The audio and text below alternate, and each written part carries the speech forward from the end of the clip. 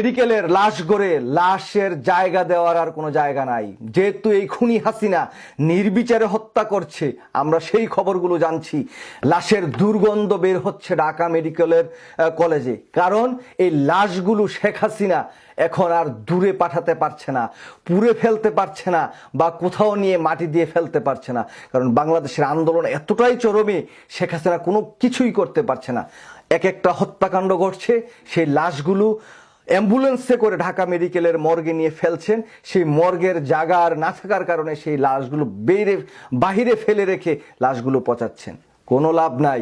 বাংলাদেশের জনগণ, ছাত্র জনতা মরতে শিখে গিয়েছে, সুতরাং তাদেরকে আর দামিয়ে রাখতে পারবা না। তোমার বাবা শেখ হাসিনা, তোমার বাবা বলে গিয়েছে যে আমার জনতা মরতে শিখেছে, আর দামিয়ে রাখতে পারবা না। এখন ছাত্র জনতা মরতে শিখেছে, আমার ভাই মরতে শিখেছে, আর দামায়ে রাখতে পারবা না।